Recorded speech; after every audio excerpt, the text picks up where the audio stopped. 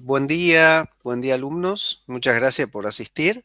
Bueno, cada tanto voy a hacer como la otra vez, así interrumpir para darle acceso a a los compañeros que lleguen más tarde, que ingresen más tarde. Este, mm, Así que bueno, vamos a ver hoy día eh, conductos enterrados y túneles básicamente, túnel, algunos conceptos y una guía oral. En realidad tienen una guía escrita para hacer el práctico. Lo tendrían recuerden que tienen prácticos por terminar, por presentar, y esos tienen que estar terminados antes de que se pueda subir la nota. O sea, por lo menos un día antes, no me acogoten con todo con todo entregado demasiado encima de la última fecha para subir las notas. Así que tengan en cuenta la fecha final para poder acceder a a la nota de la materia.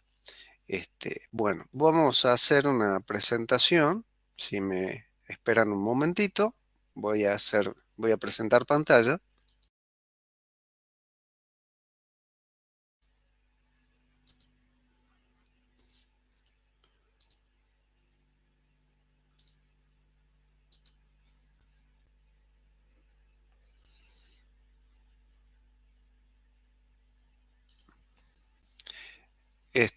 Otra cosita, cualquier duda que quieran, interrumpen la clase directamente, abren micrófono y hacen la consulta, ¿sí? No levanten mano porque no voy a estar viendo. Directamente me interrumpen, ¿entendido? Este, si alguien, por favor, me puede indicar si están viendo en la pantalla, deberían estar viendo la palabra cálculo de túneles. ¿La están observando? Bueno, perfecto. ¿Me escuchan con suficiente volumen?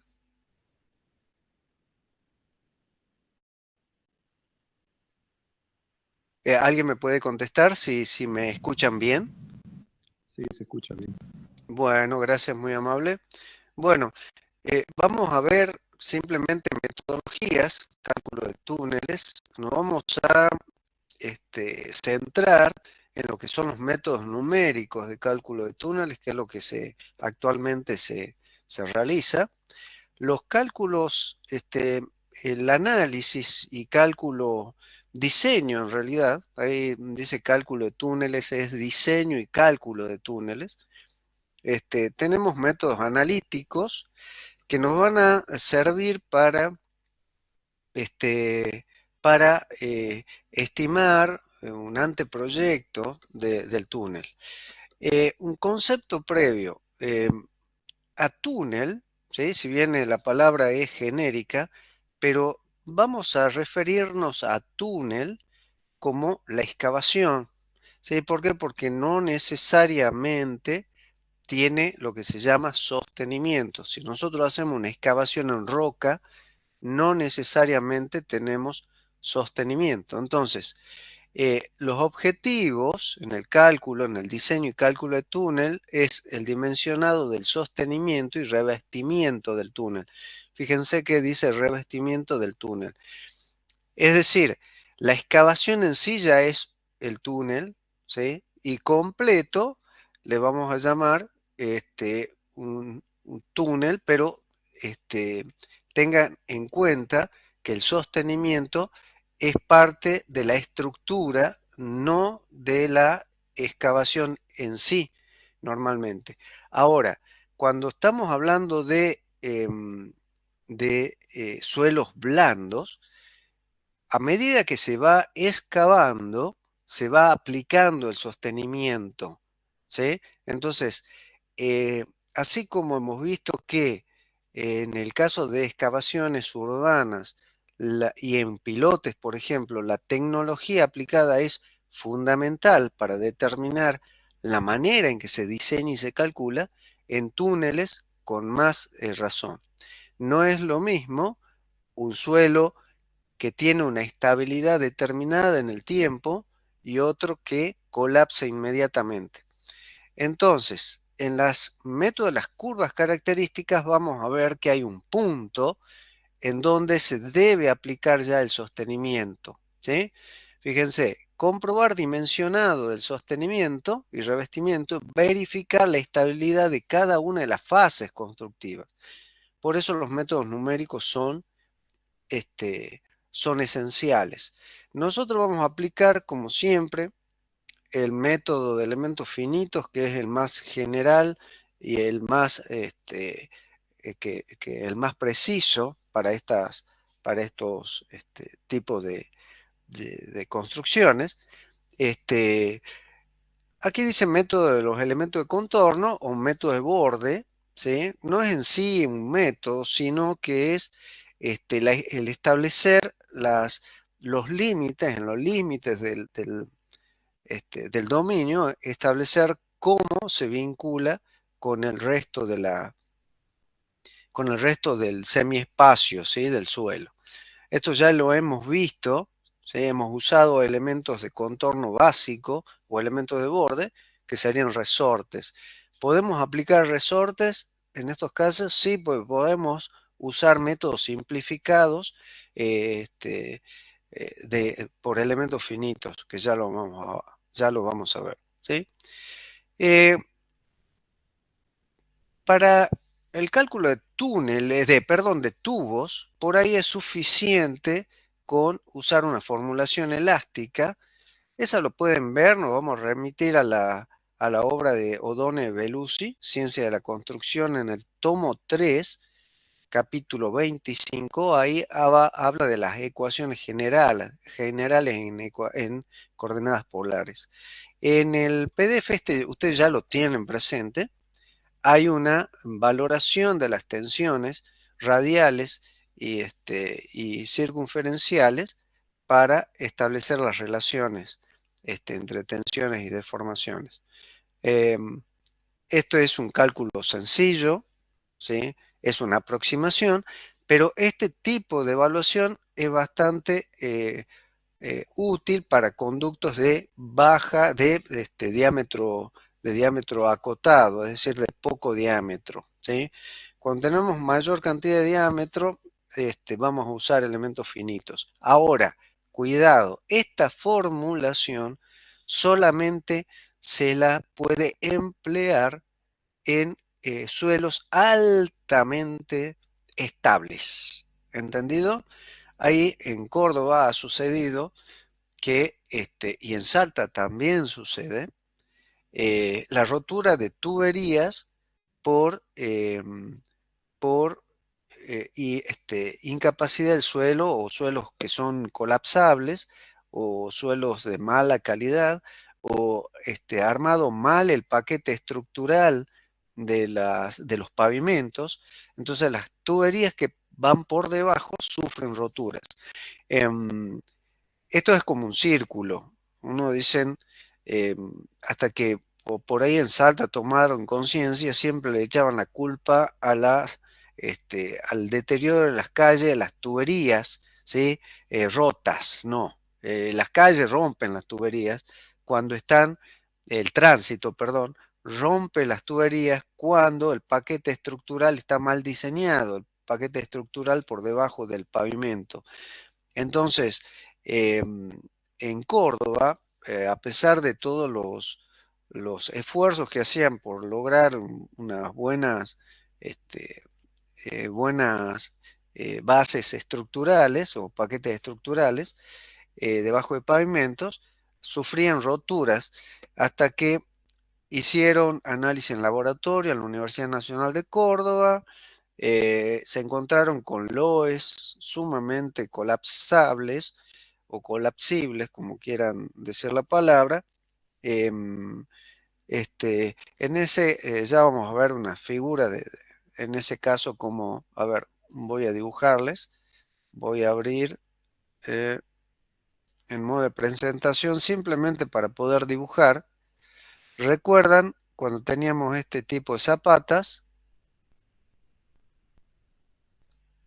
Y en uno de los PDF aparecía la rotura del suelo no era del tipo común, sino que eh, la base se desplazaba hacia abajo, ¿sí? Cortando el suelo.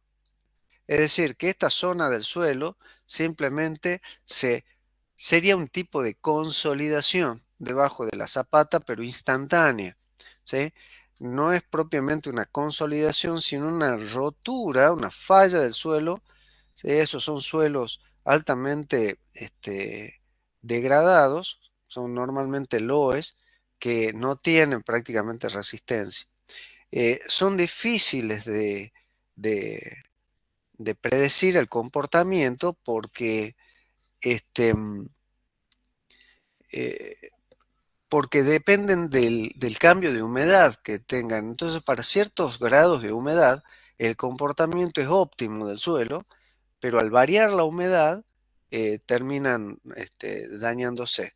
Em, En algunas rutas se ve ese comportamiento de suelos que aparecen después, es decir, estos suelos deben ser analizados con ensayos triaxiales, por eso los ensayos triaxiales dan muchísima información que otros ensayos no dan, ensayos edométricos más ensayos triaxiales terminan dando este, parámetros mucho más exactos del comportamiento del suelo. Se puede ver en algunas rutas eh, roturas longitudinales, o sea, fisuras del- de los pavimentos, no transversalmente, sino longitudinalmente sobre la cinta asfáltica. Son este tipo de suelo que cambia su comportamiento con el cambio de humedad. Entonces, en zonas de calor y donde hay mucha variación térmica entre el día y la noche, y por lo tanto hay variación de humedad durante el día, aparecen este comportamiento de suelos que terminan dañando seriamente el pavimento, ¿sí? Entonces eso es lo que ocurre muchas veces en las calles. Se daña el pavimento por el comportamiento eh, no estudiado completamente del tipo de suelo que se está usando o de material que se está usando en la base y subbase. Se daña el pavimento por el tránsito y termina dañando las tuberías que pueden haber debajo del pavimento. Ese problema en Córdoba se terminó solucionando con elementos finitos. Se usaron modelos constitutivos muy complejos y se determinó que el problema estaba en el suelo, no no en la construcción en sí, sino que no había sido evaluado correctamente el suelo. Bueno, em, entonces esta es la curva este, que le estaba mostrando.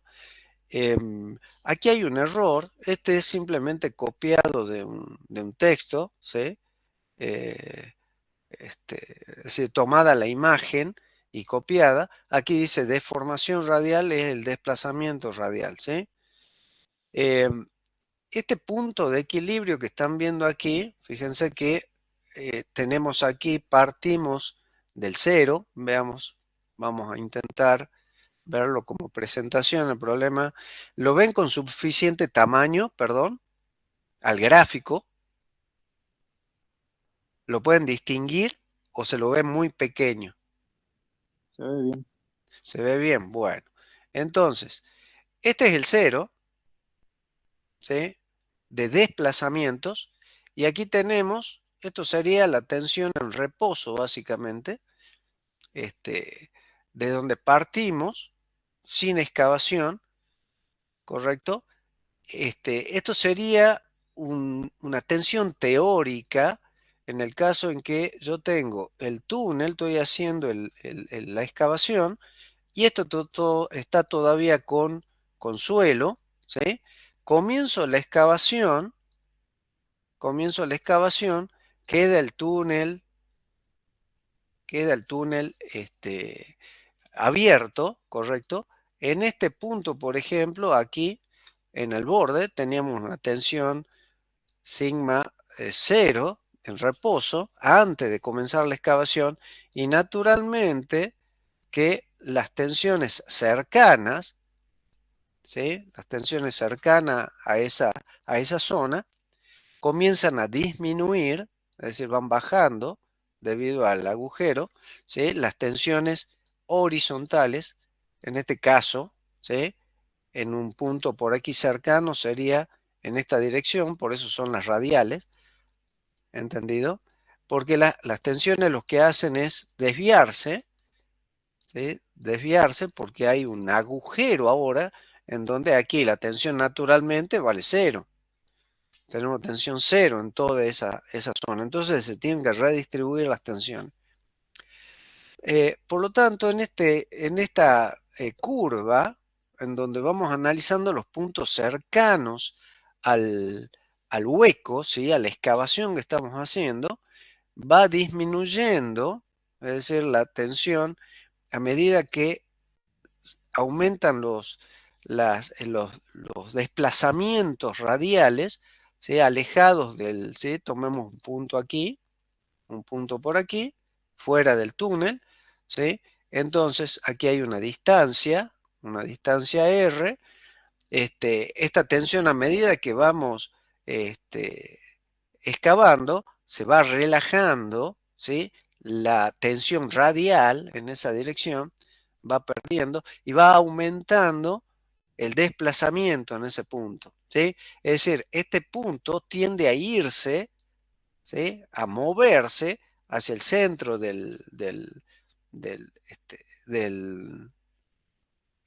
perdón, del túnel, ¿sí?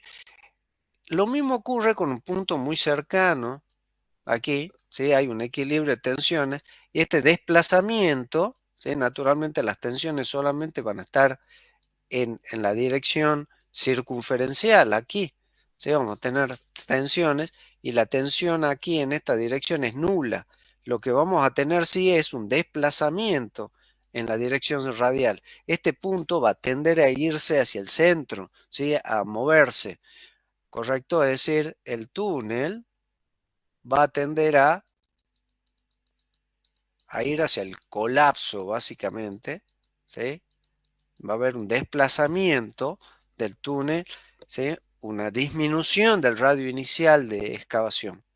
Entonces, hay un punto de equilibrio, este es un punto de equilibrio en el cual el túnel ha disminuido el diámetro, ¿sí? Estamos hablando de milímetros, en algunos casos puede llegar a un par de centímetros o más, inclusive, y se establece un equilibrio si el suelo es naturalmente estable, ¿correcto? Pero más allá de ese punto de equilibrio, se debe aplicar ya el sostenimiento, ¿entendido? Es decir, que en ese punto yo debo aplicar el sostenimiento, ¿entendido? Entonces ahí se debe colocar el sostenimiento, que será, no sé, hormigón proyectado con armadura, será metálico, depende del tipo de túnel, ¿entendido? Del tipo de construcción que estemos haciendo, se debe aplicar el sostenimiento. Em, en general, las tuberías pequeñas no van a gran profundidad y lo que se hace es excavar a cielo abierto, se le introduce y después se llena, ¿sí? Se vuelve y se compacta, ¿entendido? Ese sería el caso. Pero en el caso de túneles, donde están a más profundidad, se va excavando, se busca este punto de equilibrio y se aplica el sostenimiento. ¿Cuándo es válida esta práctica, este procedimiento? Cuando estamos hablando de suelos estables y hay que tener cuidado con este punto de equilibrio, debo aplicar el sostenimiento antes del punto de equilibrio. ¿Cuál es la ventaja de acercarme hacia el punto de equilibrio? Que las tensiones se relajan, ¿sí? La tensión que originalmente teníamos aquí, en este punto va a ser menor y por lo tanto necesitaríamos un sostenimiento de capacidad menor para sostener el túnel, ¿sí? Se llega a un punto de equilibrio en donde el túnel no necesita el sostenimiento hasta ahí, hasta ese punto. Si yo me olvido de poner sostenimiento, ¿sí? o lo aplico demasiado tarde, bueno, las consecuencias pueden ser el colapso o las fallas locales, ¿sí? Se va destruyendo la excavación, ¿está? Bueno, más allá de este punto de equilibrio, no tenemos túnel, básicamente hay falla, ¿sí? Aquí tenemos la falla. Nunca tenemos que llegar a este punto. Ahí tenemos la falla, ¿sí? A partir de este punto. En la roca, naturalmente, este punto de equilibrio ni existe en rocas sanas, ¿sí? En rocas sanas tenemos desplazamientos que son naturalmente, se vuelve la roca también, vamos a tener milímetros e inclusive menos de milímetros, menos de un milímetro, pero ese punto de equilibrio nunca está, ¿sí? No existe, hay una relajación de tensiones, ¿sí? Con respecto a los desplazamientos, pero no existe ese punto de equilibrio porque no se necesita el sostenimiento. Ahora bien, en suelos complejos, en suelos muy blandos, apenas comienza la excavación, nos encontramos con que no existe tampoco un punto de equilibrio, ¿sí? En la roca tenemos este comportamiento a medida que aumentan los desplazamientos y tenemos micrones. Ahora, cuando tenemos suelos, por ejemplo, loes colapsibles o arcillas muy blandas, lo que tenemos es una relajación de tensiones y ni siquiera tenemos un punto de equilibrio porque ya tenemos la falla, ¿entendido? Apenas comienza la relajación de tensión. En ese caso, se usan máquinas, ¿sí? Ya vamos a ver algunas imágenes, máquinas tuneladoras que tienen una cámara, aquí está la máquina, ¿sí? La excavadora, que va construyendo la excavación, aquí tenemos una cámara de equilibrio. Y a medida que se va extrayendo de este lado el material y se lo va a través de eh, cintas transportadoras sacando del lugar, la misma máquina va colocando el sostenimiento, va armando el sostenimiento a medida que va avanzando, lo va aplicando. Una vez que la máquina ha progresado un cierto punto, también va colocando, ¿sí? De forma, este, eh, usan pocos operarios, es todo muy automatizado, va colocando el sostenimiento, ¿sí? El sostenimiento normalmente son placas de hormigón armado, prefabricado, ¿sí? Se va colocando así las placas, ¿correcto? Se van sujetando entre ellas a veces son bulones, cerchas que después este, mm, se inyectan, se le inyecta hormigón y el suelo que queda aquí por el otro lado también se le hace inyecciones de hormigón a presión, ¿sí? De lechada para que el sostenimiento que se va aplicando quede perfectamente en contacto con el suelo. Entonces, en el sostenimiento que se va aplicando, ¿sí? Si bien va en contra, como el suelo no es, el borde no es perfecto, ¿sí? Se inyecta por unos agujeros que tienen las placas, se inyecta lechada, ¿sí? Para rellenar todo esto, lechada que se solidifica casi, o se fragúa prácticamente en un par de minutos o menos incluso, ¿sí? Con aditivos y queda totalmente el suelo apoyado sobre la placa que se acaba de incorporar, ¿sí? Sobre el sostenimiento, sobre la escama o como se les quiera llamar, hay distintos nombres de acuerdo a la empresa. Em, este caso, este caso que estamos viendo aquí, ¿sí?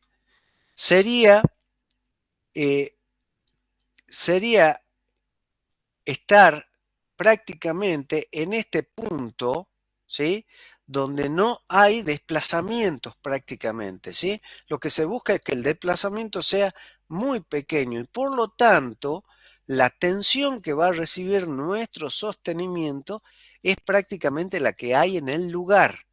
Es decir, cuando nosotros aplicamos inmediatamente el sostenimiento, tenemos la máxima tensión y por lo tanto la resistencia que necesitamos del sostenimiento es máxima para la zona. ¿Sí? En cambio, si es posible la relajación de tensiones, nuestros sostenimientos pueden salir menos armados o con menos requerimientos. ¿Sí? Por supuesto, hay que hacer con cuidado esta evaluación, usar métodos numéricos para saber cuándo aplicar el sostenimiento. ¿Entendido? En resumen, en suelos estables podemos aplicar el sostenimiento posteriormente a la excavación, dejando pasar un tiempo, ¿sí? Aquí no está mostrado el tiempo, pero este cuadro en realidad es tridimensional. La otra dimensión es el tiempo, ¿sí? Que no está aquí mostrado. Y este tiempo, ¿sí? Para aplicar el sostenimiento se determina en ensayos triaxiales y edométricos para ver el hinchamiento del suelo. Eh, este, mm, entonces, en suelos estables se puede buscar el punto de equilibrio y aplicar antes del punto de equilibrio, ¿sí? Pero dejando relajar las tensiones. Eso nos permite obtener dimensiones del sostenimiento menores, ¿sí? Un diseño más, más relajado, menos acero básicamente, ¿sí? Menos requerimiento de sección. En cambio, en suelos blandos y colapsables, la aplicación del sostenimiento debe ser inmediata, ¿sí? Debe ser inmediata y por lo tanto usamos tuneladoras que van aplicando inmediatamente el sostenimiento. Eh, Creo que no les mandé ningún dibujo, pero bueno, ya vamos a buscar algún dibujo. Ya les voy a mandar por WhatsApp o les voy a decir a Alejandro que le suba en el Drive algunas imágenes de tuneladoras. Em, y en roca, naturalmente, ocurre que no se necesitaría, en rocas sanas, no se necesitaría la aplicación de sostenimiento. En roca triturada, en roca dañada, ocurre lo mismo prácticamente que en suelos malos, ¿sí? Hay que aplicar el sostenimiento inmediatamente, con la ventaja en la roca, por más que sea blanda, que se puede ir usando hormigón proyectado, ¿sí? Se va colocando la armadura y se va colocando hormigón proyectado, pero no se puede dejar pasar mucho tiempo. ¿Qué puede ser mucho tiempo? A veces pueden ser horas, pueden ser un par de días o pueden ser horas. Este, por lo tanto, estos son cálculos, diseños y verificaciones que se deben ir haciendo conforme va avanzando la obra. Previamente, se hace una simulación numérica por elemento finito del avance de la obra. Bueno, ¿tienen alguna consulta con lo que dije aquí y todo el mamarracho que escribí aquí? ¿Tienen alguna duda o alguna pregunta que quieran hacer?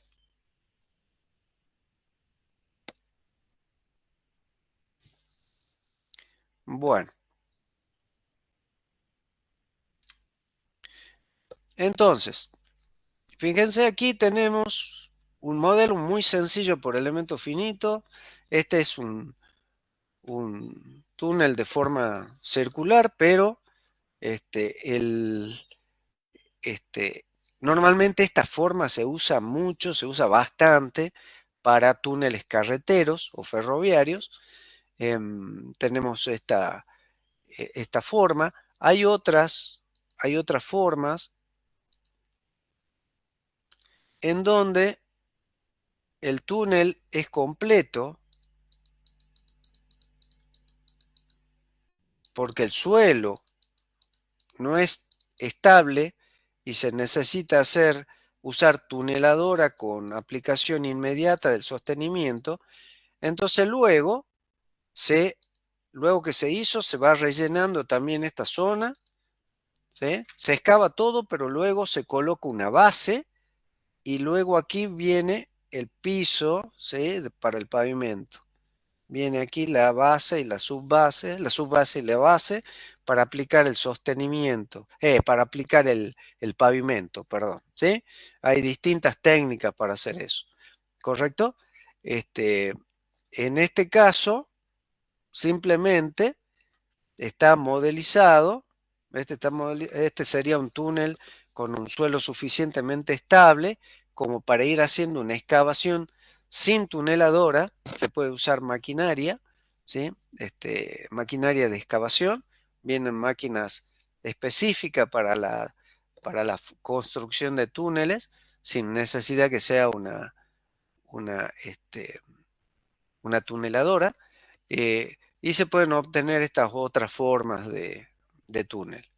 Este es un modelo sencillo. Fíjense, se le llama normalmente modelo de Marston. Se evalúan las cargas verticales y horizontales, ya vamos a ver cómo se las puede evaluar. Se aplican condiciones de borde, ¿sí? Estas condiciones de borde, estos resortes que estamos viendo ahí, naturalmente solo pueden trabajar comprimidos. Por lo tanto, pueden usar line spring o resortes que solamente trabajen a compresión y simulan la respuesta del suelo a las acciones externas, ¿sí? Estas, el sostenimiento reacciona de alguna forma. Por ejemplo, si tenemos cargas verticales mayores que horizontales, este túnel tenderá a deformarse, a achatarse arriba, perdón, en la clave, ¿sí? Aquí estoy exagerando, ¿sí? Y a aumentar su tamaño horizontal, ¿sí? Eh, Habrá desplazamientos, estamos hablando de milímetros o menos, si estamos hablando dependerá del tipo de sostenimiento. Si es sostenimiento flexibles, por ejemplo, de chapas metálicas, eh, esto será mucho mayor, puede llegar a milímetros y centímetros inclusive, en túneles de conductos, por ejemplo, para conducción de agua, este, flexibles, ¿sí? No a presión, sino para que trabajen a presión atmosférica. Entonces son flexibles y tenemos mucho más desplazamientos en la clave que en la parte horizontal, ¿sí? Que en los laterales del túnel. Eh, si es un conducto que trabaja a presión, ya un tubo, por ejemplo, puede ser un tubo de descarga para una central hidroeléctrica, puede ser un tubo de distribución de agua, un tubo principal de distribución de agua. Puede ocurrir esto cuando está sin presión el tubo, es decir, descargado, sin conducción de agua. También puede aparecer esta deformación, pero naturalmente ya estamos hablando de menos de milímetro o un milímetro, una cosa así, pero básicamente va a ocurrir esta deformación o desplazamientos, ¿sí? Que es muy parecido al diagrama de momentos. Va a dar así, momentos aquí interiores y momentos aquí exteriores. Esto es si PB es mayor que pH, ¿sí? Y en el caso que sea al revés, naturalmente esto se va a revertir. Vamos a tener momentos superiores externos y momentos interiores internos. Es poco frecuente que pH sea mayor, ¿sí? Que PB. ¿Sí? Es poco frecuente, pero puede ocurrir a grandes profundidades que tenemos presiones, pueden ser presiones tectónicas, pueden ser otro tipo de presiones. Este, en el interior que hace que tengamos presiones horizontales mayores o la construcción del túnel en ciertas circunstancias nos lleva a que el estado final de equilibrio sean con presiones horizontales mayores. Puede ocurrir, ¿entendido? Bueno, eh, aquí tenemos, ya hemos hablado del coeficiente de balasto, ¿sí? Aquí hay una valoración del coeficiente de balasto en función del módulo de elasticidad, ¿correcto? Eso es para darle valor a los resortes.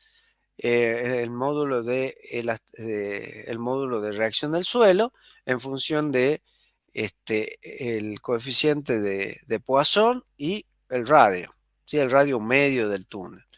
¿Entendido? En el caso que esto es abierto, lo mismo tenemos un radio medio. ¿Qué es el radio medio? Aquí le vamos a llamar radio medio. Si este es el sostenimiento, este es el radio medio. ¿Sí? ¿Correcto? Entonces, bueno, esto ya lo es. Y aquí hay algunas, vean bien lo que está puesto aquí, ¿entendido?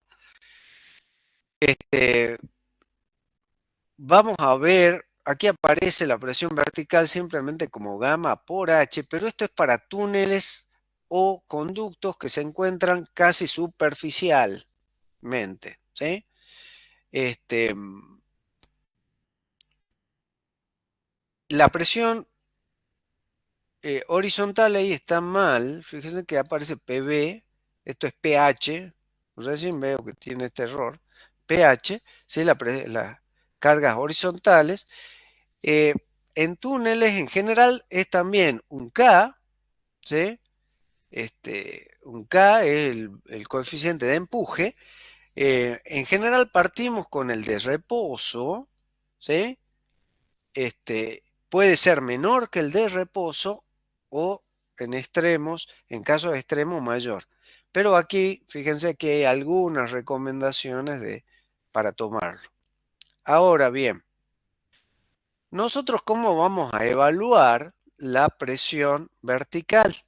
La presión vertical la vamos a evaluar de acuerdo a una teoría que ya lleva varios años y que es muy consistente con la física y que es debido al maestro Terzaghi, ¿sí? Le vamos a llamar teoría de arqueo de suelos. Y es la disminución de la presión vertical con respecto a la profundidad y tiene que estar en relación con el ancho de excavación del túnel, ¿sí?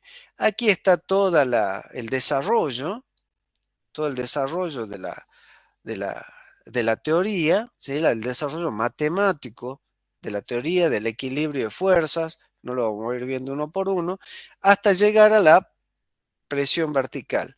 En la presión vertical también aparece no solamente el peso específico del suelo y la cohesión, ¿sí? Sino que también aparece el ángulo de fricción interna y, a ver, aquí está más completa, ¿sí? Cuando hay una carga superior, ¿sí? Fíjense que aquí en el gráfico aparece una carga superior. Esta puede ser la construcción posterior, una construcción posterior, etcétera. Si hay un túnel y yo después le voy a colocar una carga arriba, ¿sí? Una nueva, y me doy con que hay un túnel, bueno, el ingeniero debería de verificar ese túnel que fue construido antes de ponerse a construir un edificio o algo arriba del túnel, ¿sí? Debe ser verificado a ver cómo influye esta carga Q al túnel, verificar y recién, si no, habrá que hacer alguna obra geotécnica aquí para disipar la carga Q. Entonces, la tensión vertical, ¿sí? Aquí hay, bueno, algunas condiciones particulares nada más que terminan esta fórmula, pero a nosotros nos importa esta valoración para las tensiones verticales. ¿Sí? Fíjense cómo disminuye la tensión vertical en función de la tensión de la teoría de arqueo de suelo, ¿sí? Este sería una carga lineal, ¿sí? Y que es irreal. Si seguimos en profundidad, la presión litostática no aumenta de forma lineal a ciertas profundidades. Entonces nosotros siempre vamos a aplicar la teoría de arqueo. Si la teoría de arqueo la aplicamos en esta zona, naturalmente prácticamente nos dará una respuesta cuasi lineal, ¿sí? Y luego, para ciertas profundidades, ya hay, ¿sí? La curva de tensiones vertical es asintótica a un determinado valor límite, ¿sí? Que dependerá de las condiciones del lugar. Obtenida la tensión vertical, evaluado el K, ¿sí? Que en general podemos hacerlo igual a K0, ¿sí? ¿Sí? O un porcentaje de K0, ¿entendido? Llegamos, obtenemos la presión vertical, ¿sí? Perdón, la presión horizontal. El K0, ¿correcto? Eh, ¿Sí? Hacemos. Aquí yo le puse K0 directamente, ¿sí? Tengan cuidado. eh, en realidad nosotros podemos hacer un K que sea igual a algún factor menor a 1 o mayor a 1 en algunos casos, como habíamos visto, igual a K0, ¿sí? Así que aquí asuman que también hay algún factor multiplicando a K0, no necesariamente tiene que ser K0.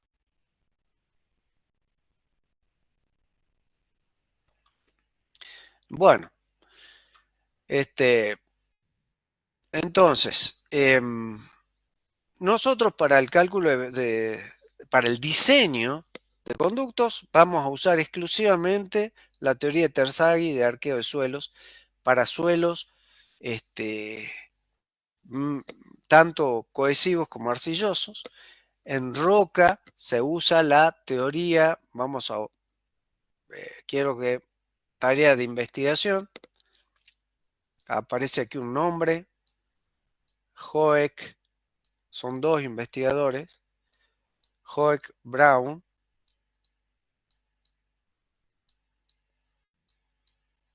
¿sí? Anótenlo, Hoek Brown, y quiero que también cuando retornemos, ¿sí? ¿Qué es Hoek Brown y cómo se evalúa? ¿Sí? Una pequeña página, ¿sí? Simplemente escrito cuál es la formulación del modelo constitutivo de Hoek-Brown y para qué tipo de suelo sirve. Es para roca, básicamente, ¿sí? Pero ahí aparece una serie de consideraciones, muy bien. Entonces, esto, tarea para la casa, ¿entendido? Una página, dos páginas, donde ustedes muestren, hablen del modelo constitutivo de Hoek-Brown y cómo evaluarlo, ¿sí? Cómo se evalúan o evalúan los coeficientes, los parámetros de Hoek-Brown. Para los otros tipos de suelos, vamos a usar estas consideraciones para establecer la carga vertical. Con esa carga vertical, nosotros ingresamos a un modelo sencillo y hacemos un primer anteproyecto, ¿sí? Y luego pasamos a Plaxis y hacemos todo el análisis por elementos finitos. ¿Entendido? Es decir, primero vamos a usar un modelo por elementos finitos simplificado, ¿sí? Evaluando correctamente las cargas y luego vamos a hacer la verificación final usando, este, usando Plaxis. Así se debería de trabajar. Primero un anteproyecto, recién modelar, ¿sí? Porque si no, no tenemos dimensiones, ¿correcto? Del sostenimiento. Primero nosotros tenemos que hacer una prevaloración del sostenimiento. Bueno, ¿alguna pregunta?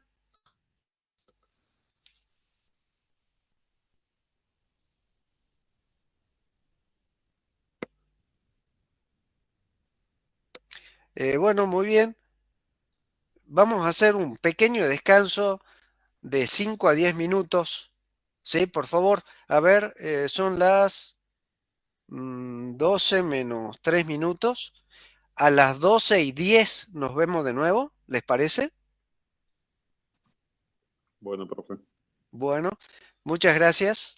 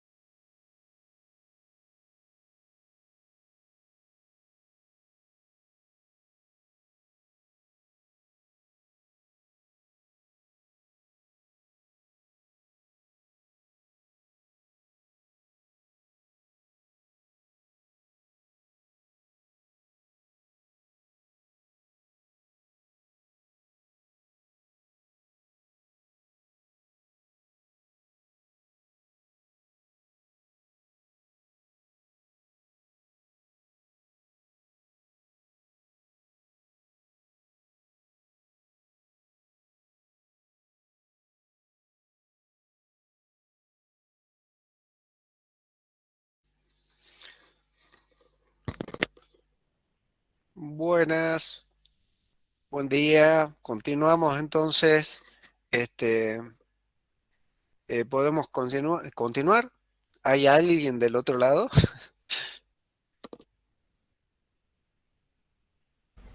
Mira, Bueno, gracias. Entonces vamos a continuar. Les voy a mostrar, vamos a ver unas imágenes de una tuneladora. Si me permiten, me esperan un ratito.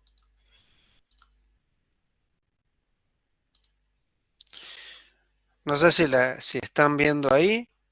Estas son las máquinas, las TBM, ¿sí? Este, las tuneladoras. Se pueden ver, aquí hay un operario, ven el tamaño de la máquina, ¿sí? Fíjense, aquí hay un operario, ¿está? No sé si lo están viendo ahí abajo de la imagen. Observen el tamaño que tienen estas máquinas. Estamos hablando de máquinas que cuestan 50.000 millones de dólares, ¿sí? Entre 40.000, 50.000 millones de dólares. eh, Dependiendo también del tipo de suelos que perforan. Observen que esta foto está sacada durante la construcción de un túnel, y se observa el sostenimiento que ha sido simplemente, se aplicó un hormigón proyectado simplemente para proteger la superficie, pero es un suelo bastante estable. Este tipo de tuneladoras hay, ¿sí? Está el escudo, esto le llamamos, este frente se llama escudo, eh, y fíjense que tiene distintos dientes, observan los dientes, y este escudo cambia eh, de acuerdo al tipo de suelo que va a romper, ¿sí? Eh, Esta tuneladora en particular que ustedes están viendo aquí tiene un doble desplazamiento. Tenemos aquí un escudo, fíjense que tiene una forma hexagonal y por detrás el escudo circular. Entonces este primer escudo va a dañar, no se mueve continuamente en forma circular, sino que tiene como un lavarropa, más o menos de tambor, vertical, que tiene giro de ida y vuelta, mientras el otro va, generando una rotura circular. Em, Estos trépanos que ven ahí, ¿sí? Todas estas, eh, normalmente son trépanos diamantados y dependen del tipo de suelo, ¿sí? Inclusive estas pueden romper rocas no sanas, ¿sí? Rocas, ¿sí? La roca cuando es muy dura no queda otra que hacer voladura de roca, sin usar explosivos, pero estas máquinas, de acuerdo al tipo de escudo que tengan, pueden romper suelos duros, ¿sí? Entonces simplemente hay que cambiar el tipo de escudo para suelos blandos o suelos duros. Este es para otros tipos de suelos, estos son para suelos más blandos, ¿correcto? Y se pueden ver las entradas por donde va ingresando el suelo, ¿sí? Este sería un escudo para un suelo más blando que el que estábamos viendo anteriormente. Vean que es para túneles más pequeños. Así fue construido. Es decir, bueno, este es un hidroescudo, o sea, suelos no tan duros, que con agua a presión se lo va raspando por un lado, ¿sí? Se lo va destrozando por un lado al suelo y terminando de destrozar con agua a presión, ¿sí? Y retirando el suelo por los huecos que ustedes están viendo ahí. Este, este tipo de tuneladora más pequeño se usó, por ejemplo, en Chicago para hacer toda la red nueva de, este, de distribución de agua. Esta es una parte interior de una tuneladora genérica, ¿sí? se ve el escudo aquí en rojo. Está el escudo, a ver, si me permiten. Bueno, se lo ve chiquito, pero es simplemente para señalar. Esto es el escudo, ¿sí? La parte de adelante. Esta es una cámara. Lo que ven aquí, detrás del escudo hay una cámara de presión. Es para equilibrar las presiones, ¿sí? Cuando estamos en suelos a grandes profundidades, eh, uno extrae material que está a una determinada presión, ¿sí? Y hay que equilibrar detrás del escudo, ¿sí? Detrás del escudo hay una cámara que está a la presión a la cual se encuentra la roca o el suelo en ese momento, ¿sí? Para poderlo extraer. Esta zona ya está a presión atmosférica. De alguna forma hay que ponerlo, porque aquí hay operarios. Entonces, esta hay que trabajar eh, a presiones razonables para el cuerpo humano. ¿Correcto? Entonces aquí tenemos el suelo en este lado, que está a presiones que dependerán de la tensión, le llamamos presiones verticales y presiones horizontales, le llamemos en general sigma cero, es la presión a la que está el suelo a esa profundidad, ¿sí? En esta cámara también tenemos una tensión, una sigma cero, que tenemos por supuesto todos los sistemas de aire comprimido para poder mantener la presión, la misma presión, y desde la cámara de aquí, ¿sí? Esta cinta transportadora es un tornillo sin fin. En este tornillo, que es el que va sacando, ¿sí? Un tornillo de Arquímedes, el que va extrayendo el material que va cayendo aquí a este lugar, lo va extrayendo hacia afuera. En este trayecto se efectúa el equilibrio de presiones hasta la salida, en donde se deposita el material a la presión atmosférica o cercana a la atmosférica, ¿sí? Eh, ya vamos a ver en otras imágenes, aquí se está viendo el sostenimiento. Fíjense, este es sostenimiento ya aplicado. Vamos a poner con otro color. Este es sostenimiento ya aplicado. Esto que estamos viendo en amarillo es un gato hidráulico que mantiene la presión, o sea, es lo que impulsa a la máquina hacia adelante. Y fíjense que estos gatos que están en todo, en toda la periferia, en toda la circunferencia, son varios gatos, uno al lado de otro, circulares, se apoyan en el sostenimiento último, en el último sostenimiento, y va empujando la máquina para que vaya horadando el suelo. Es decir, se usa el mismo sostenimiento que se va armando para empujar la máquina. ¿Sí? Aquí hay otra vista, aquí tenemos otra máquina, ¿sí? Otra máquina.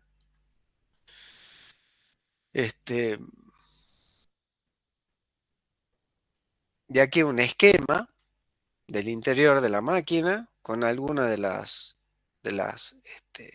indicaciones que es cada cosa. Ustedes, ¿sí? Lo pueden buscar por internet a estas imágenes. Varían en función de la marca, ¿sí? de la excavadora, que normalmente se construye a pedido para determinada obra, ¿entendido?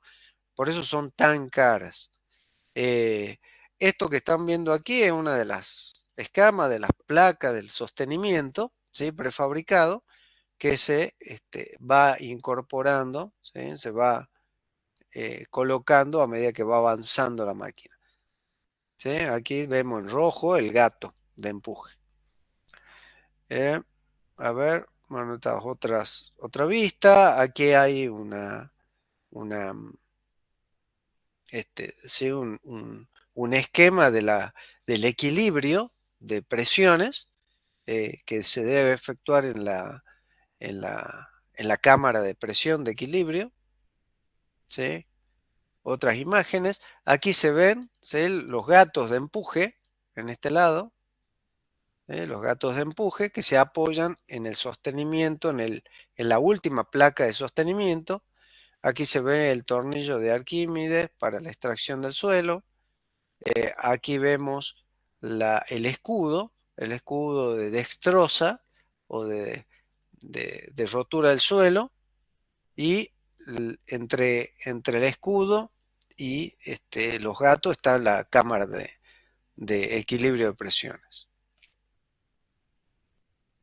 ¿Sí? Otras imágenes, correcto. Aquí se ve una de las escamas del sostenimiento, cómo se van armando. ¿Sí?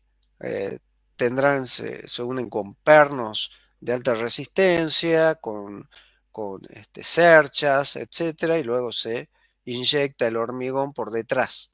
¿Sí? Hay agujeros especiales, ¿sí?, taladros especiales para inyectar la lechada.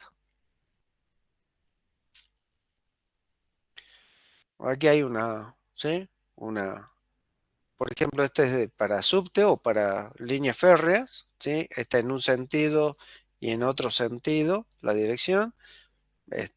Por supuesto que habrá un montón de elementos colgantes, este, extracción, extracción del aire, inyección de aire, ¿sí?, de oxígeno, etcétera. Toda una serie de necesidades. Hay reglamentaciones para la construcción de túneles, eh, este, y hay que adecuarse a ellas, ¿sí? Aquí se ve un durmiente, por ejemplo, y las vías, los rieles, ¿sí? Y todo esto será base y subbase. Bueno, de este lado, este es un trabajo, ¿sí?, realizado por compañeros de ustedes, ya son ingenieros, se recibieron ya hace un tiempito, ¿sí? Y la idea fue trabajar en Plaxis, pero al final conseguir un modelo sencillo que responda a los mismos criterios, ¿sí? Entonces, este material está de consulta, yo creo que lo pueden consultar en la biblioteca, entiendo, ¿no es cierto? ¿Sí? Está todo diseñado, fíjense el trabajo que fueron haciendo sus compañeros, cómo se fue trabajando este, este material, y al final lo que tenemos estas tablas, lo que hicieron ellos es un calibrado de resortes para poder emplear, ¿sí?, para poder llevar todo ese modelo a un modelo más sencillo, por elementos finitos sencillos, y creo que usaron, no recuerdo bien, pero creo que usaron el SAP para después modelizar, ¿sí? Hicieron varios modelos para después, en vez de usar el Plaxis, usar el SAP. ¿Cuál es la idea? Usar el SAP en el anteproyecto con esos resortes calibrados para después finalmente hacer el análisis final, ¿sí?, el análisis ya ejecutivo. Esto es ingeniería inversa, lo que hicieron sus compañeros. Usaron el Plaxis para calibrar resortes y obtener un modelo sencillo por elementos finitos para SAP, y con eso trabajar el anteproyecto y luego ir hacia el Plaxis, ¿entendido? Ellos hicieron ingeniería inversa, básicamente. Así que lo pueden consultar en la biblioteca de la facultad. Fíjense, aquí tenemos un diagrama de momento, es lo que hablábamos, ¿sí? En este caso tendríamos presiones verticales superiores a las presiones horizontales. ¿Está? ¿Sí? Estos son los diagramas de momento en el SAP, diagrama de momento en Plaxis. Por supuesto que como Plaxis no es un programa estructural, esto que obtenemos aquí es orientativo. Finalmente hay que obtener el diseño de las placas o del sostenimiento en SAP o en otro programa estructural, ¿sí? Bueno, ahí tenemos toda la gama de resultados. Vamos a ir al principio, ¿sí? A ver, epa, no está el nombre de sus compañeros. Este es un trabajo preliminar, entonces. Bueno, qué bacana. No, no está el nombre de sus compañeros. A ver, él tampoco está el título. Este es la primera entrega que ellos hicieron. A ver, ya les voy a buscar el nombre del... Qué bacana. Bueno, yo fui el guía, por eso tengo este documento, este borrador del trabajo final. No tengo los nombres bien a ver, lo desconecto un ratito, a ver si encuentro.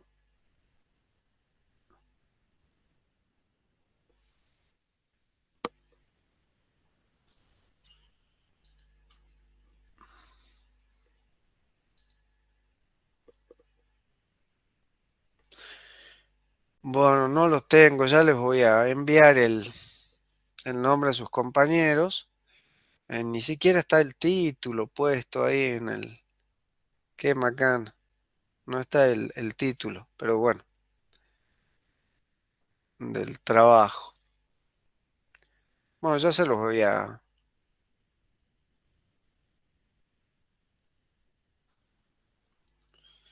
les voy a referir, porque bueno, yo no les puedo pasar esto porque creo que las reglamentaciones de la universidad son medio estrictas al respecto. Este, de la facultad son medio estrictas con los trabajos finales de carrera. ¿Me pueden decir si ustedes en la biblioteca tienen acceso a los trabajos finales de carrera de sus compañeros, los trabajos anteriores? Hola, Yo la verdad que no sé. ¿no saben? Bueno, porque es muy interesante el trabajo final y porque puede servir también de guía para la ejecución de un diseño y cálculo de túnel. Así que bueno. Este, Vamos a continuar. Después ya le voy a consultar a Alejandro para que ustedes tengan acceso a ese material. De todas formas, eh, para poder trabajar también tienen, ¿sí? Les voy a volver a presentar.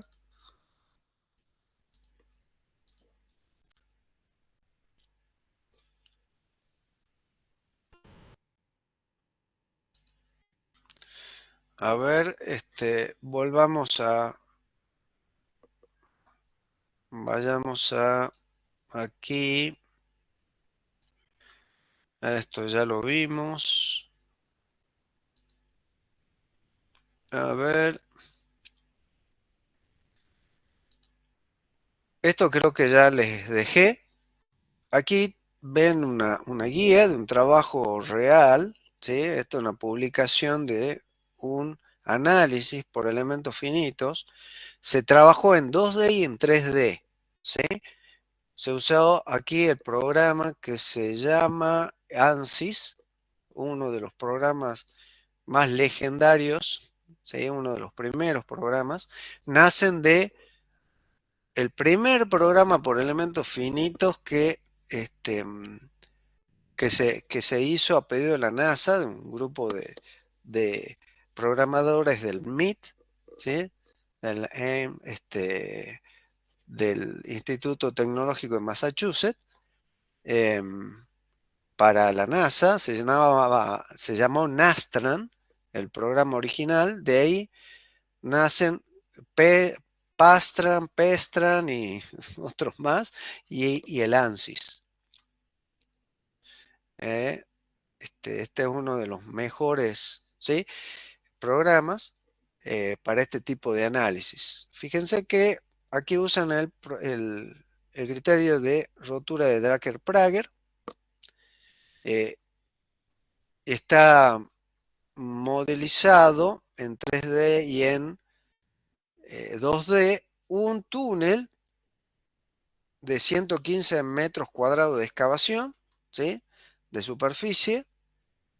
Es un suelo que estable, no se necesitó tuneladora, se lo hizo, se lo hizo destruyendo la roca con, con explosivos y con maquinaria. Fíjense que el K0 aquí es de 1,5, estamos en una roca con presiones tectónicas importantes. Eso es importante de tener en cuenta, tener cuidado con respecto a la valoración del K0. Eso lo da el estudio que se haga el lugar, ¿correcto? Esos son datos que ustedes van a tener al momento de ejecutar. Bueno, y ahí están los, eh, los, los parámetros de prediseño o de anteproyecto que se fueron colocando, ¿sí? Y el procedimiento, ¿sí? Esta es una guía del procedimiento que se fue desarrollando.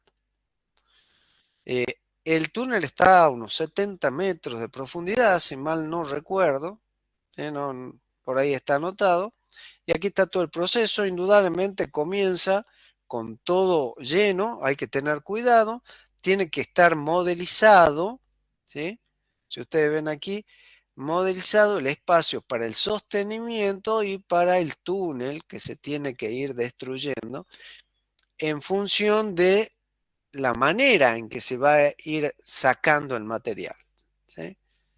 Entonces, básicamente, correcto, el sostenimiento aquí fue diseñado usando elementos tipo shell que le llaman en SAP.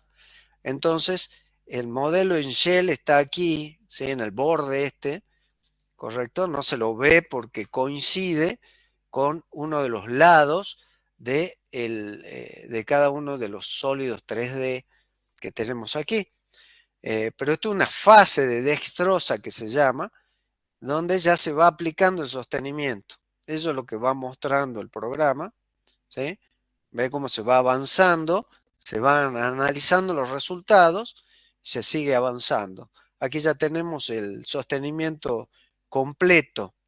En este caso tenemos sostenimiento desde la base hasta la clave y de nuevo a la base, pero el piso es compensado con solera luego, ¿sí?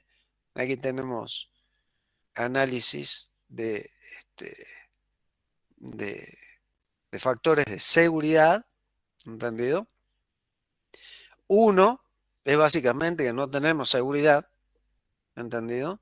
Nunca tendríamos que estar dentro de aquí, fíjense que los valores están oscilando 1,1 de los factores de seguridad, pero estos son durante la construcción, durante la excavación, en la fase de avance.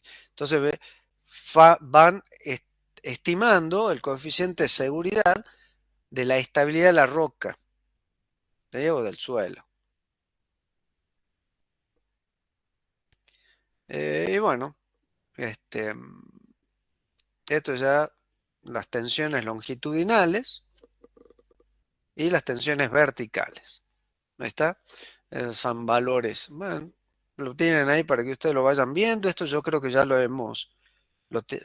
lo tienen, están. Simplemente estábamos mostrando un poquitito de esto. Esto luego también se hizo en 2D, ¿sí? En realidad se hizo primero en 2D y luego en 3D. Este es el sostenimiento. Y este es el análisis en 2D, y un poco también es comparar las ventajas de hacer en 2D o 3D, ¿sí? Cada uno indudablemente en 3D en 2D es suficiente para calcular el sostenimiento, pero para calcular el proceso de avance de la obra tiene que ser un modelo en 3D. ¿Sí? Bueno, este, estos son los distintos valores que fueron obteniendo los... aquí tenemos el trabajo práctico de túnel que ustedes van a tener que desarrollar. No es este en realidad. Lo tienen. Primero vamos a ver algo acá. A ver. mm,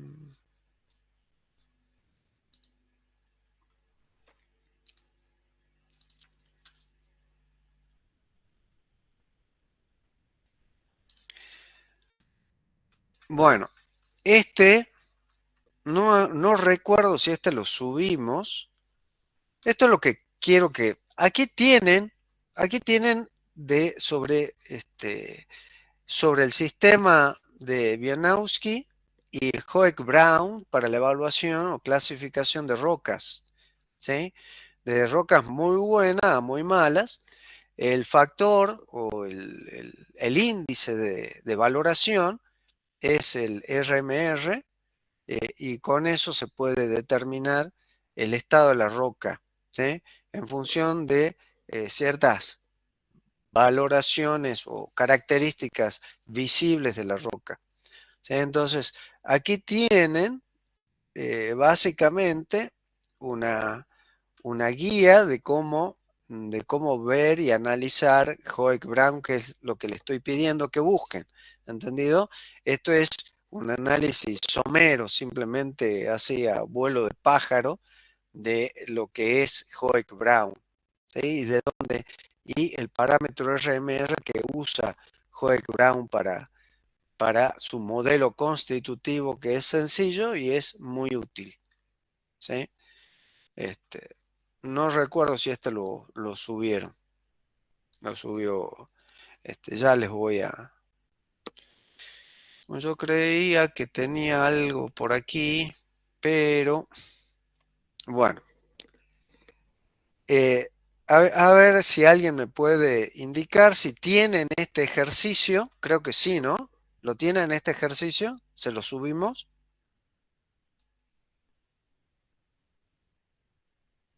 ¿Hola?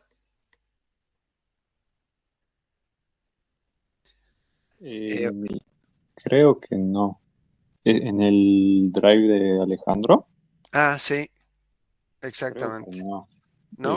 Pero en Pero el WhatsApp, los eh, últimos. a ver, Para no estárselo subiendo nuevamente. Fíjense en WhatsApp qué es lo que tienen. Le subió Lautaro, me parece. ¿es eso que yo le había mandado? Sí, ahí no Bueno, está el entonces ejercicio. eran unas carpetas de fundaciones lo que yo tenía. Bueno. Fíjense, bueno, ya les voy a subir el ejercicio este, ¿sí? Entonces, este es un ejemplo y ustedes lo van a tener que reproducir directamente en Plaxis, ¿sí? Esa es la idea. Este, Ahí está la resolución. No necesariamente tienen que sacar los mismos resultados. Tampoco quiero que hagan una comparación. Simplemente quiero que veamos a ver qué valor, qué solución encuentran o qué verificaciones pudieron hacer usando Plaxis y cuál sería el comportamiento final del túnel, ¿sí? Usando Plaxis. Aquí está el cálculo y diseño por dos vías, ¿sí? De dos maneras distintas, usando elementos finitos y usando un modelo clásico, ¿sí? Esta es la solución y aquí también está el enunciado, que ahora mismo se lo subo, ¿sí? Este es el enunciado del problema que ustedes tienen que resolver. El, El centro del túnel, que es de 3 metros de diámetro, está a unos 25 metros. ¿Sí? Deben aplicar arqueo de suelo para determinar la presión vertical. Correcto, eso van a hacer la primera valoración, eso está hecho en el ejercicio, en el ejemplo, ya resuelto. Ustedes lo tienen que reproducir, o sea, analizar este mismo ejemplo con Plaxis. Ese sería el trabajo de trabajo práctico de conductos, ¿entendido? El otro trabajo que queda pendiente es el de excavación, que ustedes están colocando los muros de hormigón armado, eh, que hay que colocarles después anclaje y sacar conclusiones, ¿sí? Este, para, para presentar finalmente. Lamentablemente no podemos dar una clase de Plaxis. eh, Pueden obtener fácilmente tutoriales de cómo colocar anclajes, ¿sí? Cómo modelizar los anclajes para Plaxis. Eh, la recomendación es, recuerden, trazar la línea de falla, ¿sí? Activa, y los anclajes proyectarlos un 15% a 20% de la altura útil de contención, proyectarlos paralelos a la línea de falla, y de ahí, o sea, tiene que dibujar en CAD naturalmente para tener bien establecido eso, el tensor, y por detrás de esa línea paralela a la línea de falla, un 20% de H, recién colocar el bulbo del tensor, ¿sí? Perdón, del anclaje. Este, no sé, proyecten un bulbo inicial de, no sé, de 20, 25 centímetros, 30 centímetros, 25 centímetros de diámetro, y una longitud de 10 metros, por decir algo, o de 7 metros, y vean cómo funciona la respuesta de ese anclaje. ¿Cuándo deben terminar? Tienen el pilotes para concluir, tienen el de muros de contención, este, sí, el de excavación, el de muro de contención, y este de túnel. Es medio largo, ¿no?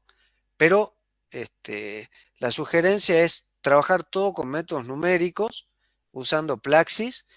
Por favor, van consultando por WhatsApp, y en todo caso podemos hacer una clase virtual donde hagan las consultas de cómo van avanzando. Pero recuerden que todos estos prácticos tendrían que estar listos, eh, tendrían que estar finalizados antes de la entrega de las notas, ¿correcto?